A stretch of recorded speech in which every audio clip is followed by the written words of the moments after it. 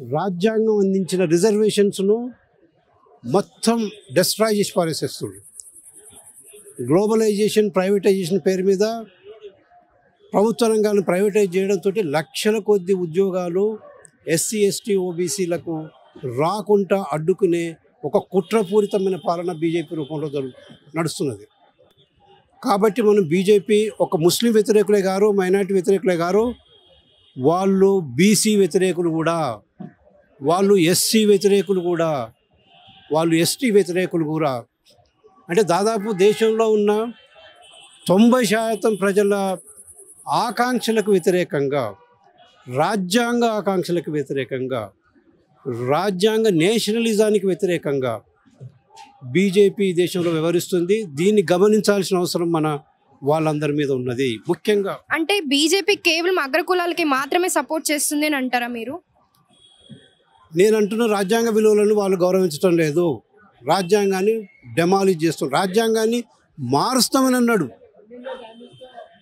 2024 elections లోపల మాకు 400 ఇవ్వండి, మేము రాజ్యాంగాన్ని మారుస్తామని చెప్పడం జరిగింది. లలన్ సింగ్ అనే ఒక 2 సార్లు ఉన్న ఎంపీ, బీజేపీ ఎంపీ అయోధ్యలో కాంటెస్ట్ చేస్తున్న, ఫైజాబాద్లో కాంటెస్ట్ చేస్తున్నప్పుడు పబ్లిక్గా స్టేట్మెంట్ ఇచ్చిండు, మాకు 400 ఇవ్వండి, మేము రాజ్యాంగాన్ని మారుస్తాం. అంటే అక్కడ సమాజ్వాదీ పార్టీ నుంచి అఖిలేష్ యాదవ్ గారు ఒక దళితుడిని, అవధేష్ ప్రసాద్ అనే ఒక దళితుడిని, దాదాపు 10 సార్లు ఆయన ఎమ్మెల్యే అయ్యిండు, 4 సార్లు మంత్రిగా ఉన్నాడు, జనరల్ సీట్లో దళితుని పెట్టి బీజేపీ లలన్ సింగ్ను ఓడించిండు. బీజేపీకి కేంద్రమైన అయోధ్యలో బీజేపీని ఓడించడం అంటే వాళ్ళకి అసలు ఎలాంటి ఫేస్ లేకుండా ఈ దేశంలో చేయగలిగింది సమాజ్వాదీ పార్టీలో. ఉత్తరప్రదేశ్ లోపల పెద్ద ఎత్తున సోషల్ జస్టిస్, రాజ్యాంగాన్ని రక్షించుకోవడం, ప్రజాస్వామ్యాన్ని రక్షించుకోవడం, అదేవిధంగా సేవ్ నేషన్ అనే ప్రోగ్రాంలో భాగంగా క్యాంపెయిన్ చేశారు. కాబట్టి బీజేపీ ఓడిపోయింది. ఇక్కడ ఓడిపోవడం క్వశ్చన్ కాదు. సమాజ్వాదీ పార్టీ బీజేపీని ఓడించడంతో రాజ్యాంగాన్ని రక్షించుకోగలిగినాము. రాజ్యాంగాన్ని రక్షించుకోగలను అంటే బీసీల, ఎస్సీల, ఎస్టీల ఆత్మగౌరవాన్ని రక్షించుకోగలిగినాము. రాజ్యాంగం పోయిందంటే వీళ్ళ ఐడెంటిటీ, వీళ్ళ అస్తిత్వాన్ని మొత్తం కోల్పోయే ప్రమాదంలో ఉండే. కాబట్టి ఆ ప్రమాదం నుండి బయటికి తీసుకొచ్చింది సమాజ్వాదీ పార్టీ. అంటే సమాజ్వాదీ రాష్ట్ర ప్రెసిడెంట్గా మీరు అంటే కాంగ్రెస్కి వ్యతిరేకంగా, అంటే బీజేపీకి వ్యతిరేకంగా కాంగ్రెస్కి రావడం జరుగుతుందా, లేకపోతే కాంగ్రెస్ నిబంధనలు ఇవన్నీ నచ్చి మీరు వచ్చారా? మేము ఎవరికి వ్యతిరేకం కాదు. మేము రాజ్యాంగానికి అనుకూలమైన వ్యక్తులం, సామాజిక న్యాయానికి అనుకూలమైన వ్యక్తులం. రిజర్వేషన్ ఫోర్సెస్కు వాళ్ళకి అధికారం రావాలని కోరుకుంటూ వాళ్ళం. అన్ని సామాజిక వర్గాలకు అధికారంలో భాగస్వామ్యం కావాలని కోరుకుంటూ వాళ్ళం.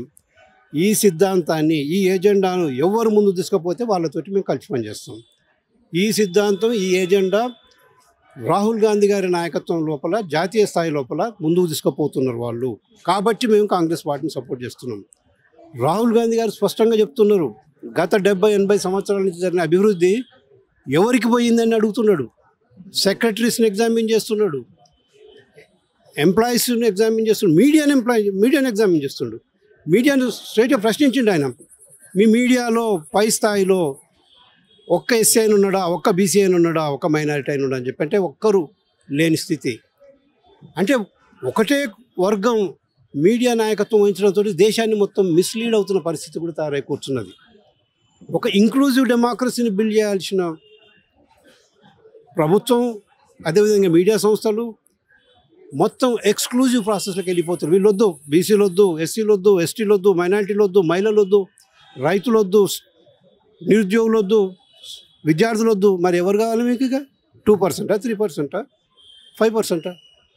అందుకనే అక్కడ యూపీలో యోగి ఆదిత్యనాథ్ అంటున్నాడు 80-20 అని అంటున్నాడు.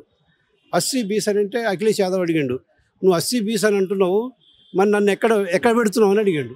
నేను 80లో వస్తానా, 20లో వస్తాను అంటే ఏంది? 80లో ఒకవేళ వస్తే నేను టెంపుల్ విజిట్ చేస్తే టెంపుల్ ఎందుకు అడిగినారు మీరు అని చెప్పి అడుగుతున్నాడు. నేను ముఖ్యమంత్రి భవనంలో కూర్చొని నేను బయటకు వచ్చిన తర్వాత ముఖ్యమంత్రి భవనాన్ని గంగాజలంతో ఎందుకు శుద్ధి చేసినట్టు అంటే మీరు మమ్మల్ని అన్టచబుల్గా చూస్తున్నారా మీరు?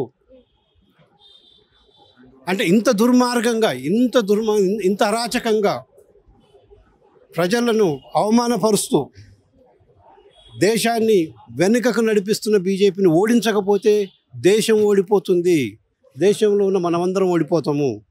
అది గమనించాల్సిన అవసరం ఉంది. మనకు ప్రచారంలో కొట్టుకపోతున్నాం. ప్రచారం అభివృద్ధి కాదు, ప్రజల ఆకాంక్షల కేంద్రంగా ముందుకు పోవడం అభివృద్ధి. ఆకాంక్షలకు నాయకత్వం వహించాల్సిన బాధ్యత పార్టీలకు ఉన్నది. కానీ బీజేపీ లాంటి పార్టీ పూర్తిగా ప్రజా వ్యతిరేక పార్టీలాగా వ్యవహరిస్తుంది. కాబట్టి బీజేపీని, బీఆర్ఎస్ని, ఈ రెండింటిని ఓడించకుంటే ఇక్కడ రాష్ట్రంలో కానీ దేశంలో కానీ ఈ దేశానికి రాష్ట్రానికి భవిష్యత్తు లేదు.